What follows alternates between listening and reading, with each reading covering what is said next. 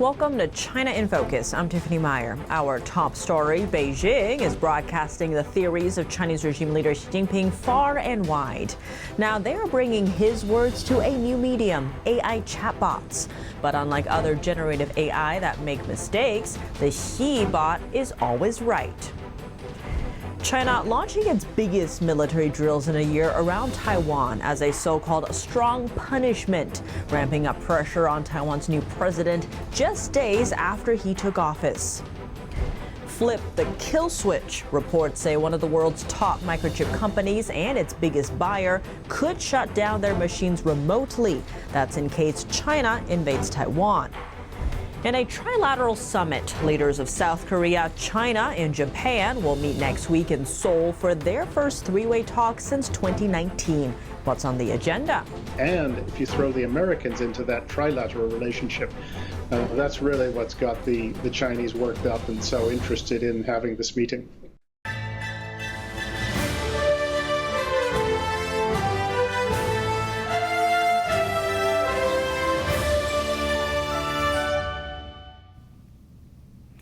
Working like ChatGPT, but talking like the CCP. Beijing is going all out to train a state-owned AI chat robot. And the bot's training aligns with theories from Xi Jinping, the Chinese Communist Party's top leader. What are Xi's ideology all about, and how could this chatbot impact China and the world? Let's dive in. China's top internet regulator designed the AI language model. Unlike other open-source AI chat services, the regulators guarantee that the so-called ChatGPT is fully under authorities' oversight and control. The bot's purpose? To make sure all chatbots operating in China understand Xi Jinping, learn from him, and speak for him, and that they never cross the Chinese Communist Party's political red lines. But what happens if American citizens or Chinese immigrants bring these pro-Beijing AI long arms into the U.S.? Bob Bilbrook, the CEO of a strategic consulting firm, weighed in. The chatbots that are being developed in China, ideology is going to be built into that. So you're going to get biases. You're going to get biases, obviously, around how the communist, how they want to approach a communist community, how they want to approach keeping control and not too much free expression or free thinking like, U.S. citizens would have or do with technology. Xi's ideologies are based on communism. The overarching aim is to uphold the leadership of the Chinese Communist Party, the opposite of the democratic systems adopted by much of the West. Analysts say one of China's objectives is to rewrite the U.S.-led international order, with help from Russia, North Korea, and Iran. Under Xi's leadership, the Chinese regime has implemented harsh policies, clamped down on dissidents and free speech, ramped up tensions with Taiwan, and lied to the rest of the world and its own people during the pandemic. Beyond that, there are the data security concerns. But definitely in the case of this Chinese application, that data could be collected. It could be deployed in other apps, and obviously that's a danger overall to at least our U.S. citizens, because nobody wants that data, including our government doesn't want that data in China's hands. And who knows what China will do with it. Under Chinese law, high-tech companies now have to hand over key data to Beijing. Experts are worried that the CCP could use it to threaten the U.S. and the world. Taiwan scrambling fighter jets and putting defense forces on alert. This after the Chinese regime launched military drills around the self-ruled island earlier Thursday. The drills come just 3 days after Taiwan's new president took office. China described the exercises as, quote, a strong punishment for Taiwan, with state media denouncing the island's presidential inauguration Monday. The expected 2-day drills include naval vessels, warplanes, and mock attacks. NTD's Jeremy Sandberg has more. Taiwan's defense ministry condemned the Chinese regime's drills, saying it dispatched forces and was confident it could protect its territory. The military drills come just 3 days after Taiwan's new president Lai Ching-te took office. This pretext for conducting military exercises not only does not contribute to peace and stability across the Taiwan Strait, but also shows its hegemonic nature at heart. The exercises in the Taiwan Strait and around groups of Taiwan-controlled islands started at 7:45 a.m. local time Thursday. The Chinese regime says it's conducting 2 days of joint military drills with its army, navy, air force, and rocket force. It released a map of drills being held in 5 areas around the island. Taiwan's defense ministry says it sent out sea, air, and ground forces in response. Some defense experts say the name of the exercises, Joint Sword 2024A, suggests another round of drills could be coming later this year. The Chinese Communist Party views Taiwan as its own territory, despite never having ruled the democratically governed island. President Lai has called for Beijing to stop its military intimidation and repeatedly offered talks but has been rejected. China's state broadcaster said Lai's inauguration speech was extremely harmful and called him a dangerous separatist. The CCP has vowed to take Taiwan by force if necessary. Lai says only Taiwan's people can decide their future. Jeremy Sandberg, NTD News.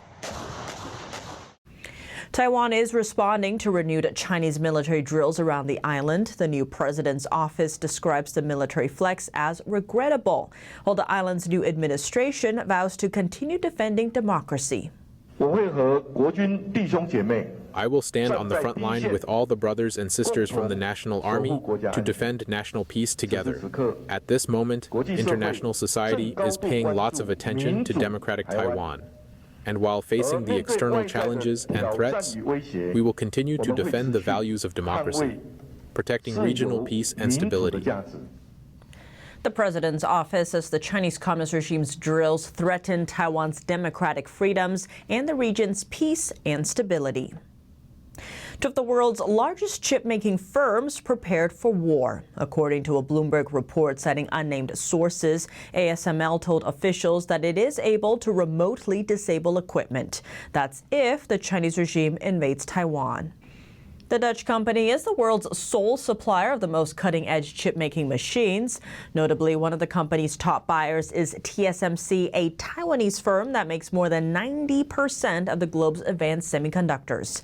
The remote shut-off applies to the Dutch company's extreme ultraviolet machines, which are often employed to create chips used in military gear. The equipment has been front and center in the battle for chip dominance, with China trying to gain ground in semiconductor manufacturing.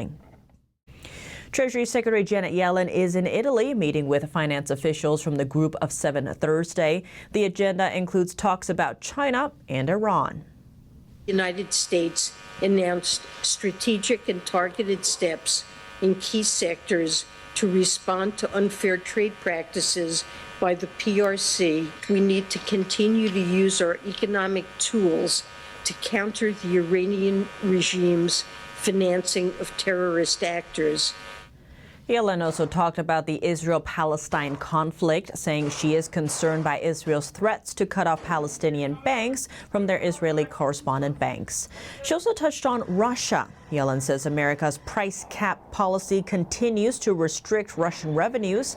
At the same time, it helps keep global energy markets stable. Yellen's meeting with G7 finance officials comes ahead of a national leaders summit scheduled in Italy from June 13th to 15th. The leaders of South Korea, China, and Japan are readying to meet this weekend for the first time in more than 4 years.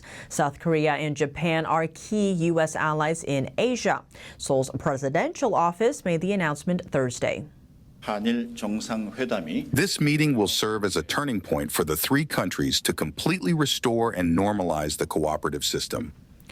Seoul said the three countries are expected to adopt a joint statement on 6 areas, including trade and technology. Balancing relations between the U.S. and China has become challenging for South Korea and Japan. North Korea's nuclear program and China's growing assertiveness in the Indo-Pacific have led Seoul and Tokyo to increase security cooperation with Washington. The two countries together host a total of 80,000 American troops on their territories. That's on top of the COVID-19 pandemic damaging the trust and ties between China and its two neighbors. But economically, Beijing remains the biggest trading partner of both Japan and South Korea. To talk more about the trilateral summit between South Korea, China, and Japan, we sat down with retired Colonel Grant Newsham, senior fellow at the Center for Security Policy and author of When China Attacks.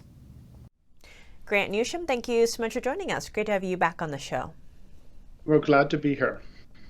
Now, China, Japan, and South Korea are set to hold their first summit next week. This is the first time in about 5 years, the last one being in 2019. The aim of this is to fully restoring and normalizing their three-way cooperation on trade, climate, and of course, economic exchanges. Now, how do you view this summit in terms of the geopolitical implications for the region, especially the rising aggression we've seen from Communist China? Well, I don't think it really changes the geopolitical situation at all. These sorts of meetings are what you do.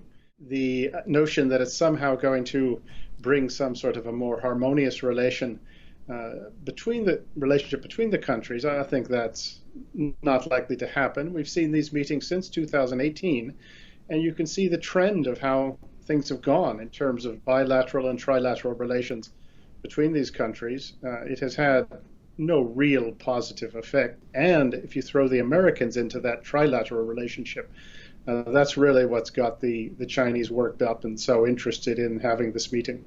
On that note, we did just see the U.S. holding joint drills in the area with Japan and South Korea. This was just last month. Now, those countries, as in South Korea and Japan, have a delicate balance, if you will, to play because they do have security alliances with the U.S., while at the same time, China is their biggest trading partner still. How do you see that balance playing out?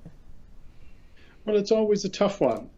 Even the United States has the same challenge. We have our business class, which is keen to do business with China, while the defense people, military, and other people are terrified of what's coming from China. So each of the Japanese and the South Koreans have to balance that. You will see the South Koreans, though, are trying to invest more in the United States. They've reduced their new investments into China by quite a lot. The Japanese, the same thing. South Koreans really got hurt around 2016-17 when China took offense at South Korea putting in a missile defense battery. The Japanese have been hit repeatedly by these boycotts and even rioting and violence against Japanese interests in China. So this is not a good relationship, really. At the end of the day, it's fundamentally antagonistic on the part of both of these countries, but you have to get together and talk. And, that's all part of the game, but I wouldn't expect too much to come out of this.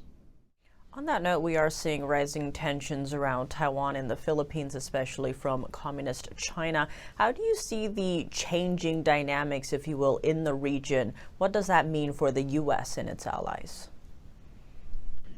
Well, the Chinese are coming. This is aggression in its sort of early stages, and it's a trend that, unless it's stopped, is going to ultimately play out in some real violence, or else the Americans just turning tail and running, which would mean that every other country in Asia is suddenly going to cut the best deal they can with China, the Chinese communists, and this would be the end of America really as a global power.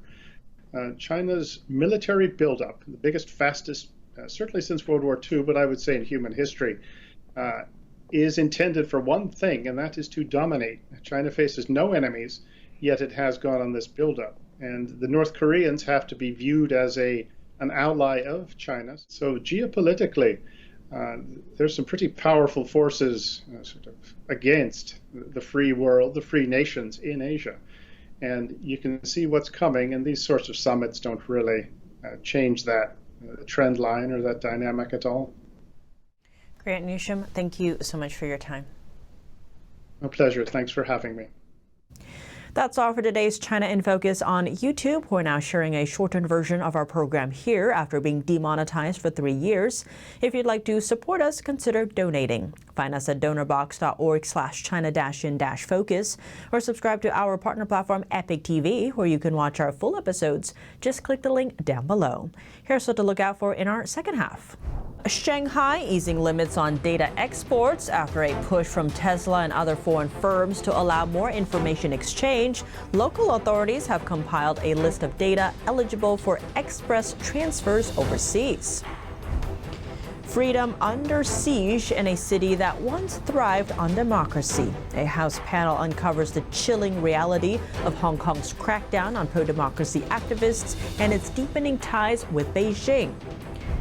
And meet the dissidents of the Chinese Communist Party fighting for democracy in exile. A new movie sheds light on the transcontinental suppression they are facing.